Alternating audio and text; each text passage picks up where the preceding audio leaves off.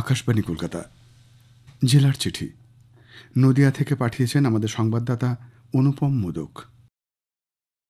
প্রভু যীশুখ্রিস্টের আবির্ভাব উৎসব নদিয়ার বিভিন্ন গির্জায় যথোচিত মর্যাদায় পালিত হয়। চলে বিশেষ প্রার্থনা। কৃষ্ণনগর, চাপড়া, রানাঘাট সহ এখানকার বিভিন্ন গির্জা আলোকমালায় সেজে ওঠে। কৃষ্ণনগরের ক্যাথলিক চার্চে বসেছে বড়দিন উপলক্ষে বিরাট মেলার। চলবে 1 জানুয়ারি পর্যন্ত। জেলায় জল জীবন মিশন প্রকল্পে বাড়ি বাড়ি নলবাহিত কল বসানো হলেও বহু স্থানে জল পাওয়া যাচ্ছে না। কোতোয়ালি থানার অন্তর্গত দিগনগর এলাকায় বাড়ি বাড়ি জলের সংযোগ দেওয়া হলেও মাসের পর মাস কেটে গেলেও সেই কল থেকে জল পাওয়া যাচ্ছে না বলে বাসিন্দাদের অভিযোগ। এদিকে করিমপুর 2 নম্বর ব্লকের রহমতপুর গ্রাম পঞ্চায়েতের চারতলা পাড়া ও গাজীপাড়ায় পরিশুদ্ধ পানীয় জল এখনও না পৌঁছনোয় গ্রামবাসীদের মধ্যে ক্ষোভের সঞ্চার হয়েছে। 34 নম্বর জাতীয় সড়ক সম্প্রসারণ হওয়ার পর বিভিন্ন স্থানে লিংক রোড দিয়ে যাতায়াত করতে সমস্যায় পড়ছেন মানুষজন। জাতীয় সড়ক সম্প্রসারণের পর রাস্তাগুলি ভীষণ উঁচু হয়ে গেছে। এর ফলে বিভিন্ন লিংক রোড অনেকটাই নিচু হয়ে পড়েছে। এই সমস্ত লিংক রোড দিয়ে যাতায়াত করতে মানুষজনের ভীষণ সমস্যায় পড়তে হচ্ছে। কোতোয়ালি থানার দিগনগরের বাসিন্দা গণপতি ঘোষ দাবি করেছেন, শীঘ্রই লিংক রোডগুলো উঁচু করে জাতীয় সড়কে যাতায়াতের জন্য সুব্যবস্থা গ্রহণ করা হোক।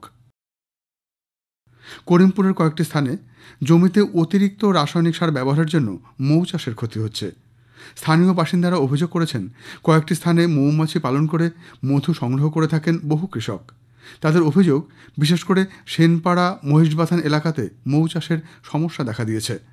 একদিকে রাসায়নিক ও কীটনাশক ব্যবহারের ফলে মৌমাছির ক্ষতি হচ্ছে, অন্যদিকে সর্ষে ছাড়া অন্যান্য চাষের দিকে কৃষকরা ঝুঁকছেন, তাতেও মৌ চাষ কমে যাচ্ছে। সম্প্রতি চাকদা ব্লকের শিলিন্দায় শ্রীরামপুর ঘোড়ামারা সুস্বাস্থ্য কেন্দ্রের উদ্বোধন হয়। এই উপলক্ষে এক অনুষ্ঠানে ব্লক স্বাস্থ্য আধিকারিক নীলাংশু দাস জানিয়েছেন, এখানে সপ্তাহে 6 দিন চিকিৎসা পাওয়া যাবে।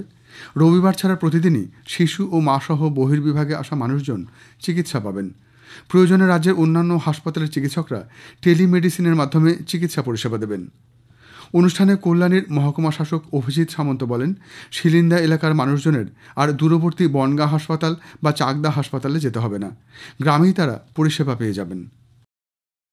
সম্প্রতি কৃষ্ণনগরের রবীন্দ্র ভবনে স্বনির্ভর গোষ্ঠীর মহিলাদের জন্য এক মেগা ক্রেডিট ক্যাম্পের আয়োজন করা হয়। সেখানে স্বনির্ভর গোষ্ঠীর মহিলাদের ঋণদানের ব্যবস্থা করা হয়। জেলায় মোট 202 কোটি টাকা ঋণ প্রদান করা হয়। মোট 4,494টি স্বনির্ভর গোষ্ঠীর মহিলারা এই ঋণ পেয়েছেন। অনুষ্ঠানে উপস্থিত ছিলেন মন্ত্রী উজ্জ্বল বিশ্বাস, নদিয়া জেলা পরিষদের সভাধিপতি তারান্নুম সুলতান মীর, নদিয়ার জেলাশাসক এস অরুণ প্রসাদ প্রমুখ। অতি সম্প্রতি রামকৃষ্ণ মিশন কল্যাণীর পক্ষ থেকে শ্রী শ্রী সারদা দেবীর 172তম জন্মোৎসব পালন করা হয়। সারাদিনব্যাপী হয় নানা অনুষ্ঠানে বৈদিক মন্ত্রপাঠ, ভজন ও একটি শ্রুতি নাটক মমতাময়ী শ্রী শ্রী মা সারদা পরিবেশিত হয়। বিকেলে এক ধর্মসভায় সভাপতিত্ব করেন বেলুর মঠের বরিষ্ঠ সন্ন্যাসী স্বামী বিশ্বনাথানন্দ। এ উপলক্ষে কল্যাণীর বীর সিধুকানু আবাসিক প্রাথমিক বিদ্যালয়ের 60টি দরিদ্র ছাত্রছাত্রীকে শয্যা দ্রব্য তুলে দেওয়া হয়। আশ্রমের সম্পাদক স্বামী দুর্গানাথানন্দ এ খবর জানিয়েছেন। নদিয়ার কল্যাণী উপসংশোধনাগারে অতি সম্প্রতি চালু হয়েছে আবাসিকদের জন্য টেলিফোনিক পরিষেবা। মাসে সর্বোচ্চ 250 মিনিট কথা বলতে পারবেন সংশোধনাগারের আবাসিকরা। এর জন্য তাদের 250 টাকা খরচ করতে হবে। মোট 3টি নম্বরের সাথে কথা বলার জন্য রেজিস্ট্রেশন করতে পারবেন। উল্লেখ্য, আগে কিছু জেলা সংশোধনাগারে এই পরিষেবা চালু থাকলেও কল্যাণীর উপসংশোধনাগারে এই প্রথম চালু হলো। জেলার কল্যাণী, কন্যাশ্রী ও বিধানচন্দ্র কৃষি বিশ্ববিদ্যালয়ে নতুন উপাচার্য কার্যভার গ্রহণ করেছেন। কল্যাণী বিশ্ববিদ্যালয়ে উপাচার্য পদে যোগদান করেছেন অধ্যাপক ডক্টর কল্লোল পাল।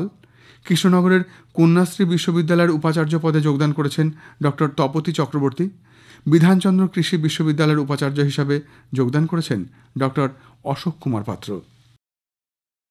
জেলার চিঠি শেষ হল। নদিয়া থেকে পাঠিয়েছেন আমাদের সংবাদদাতা অনুপম মোদক।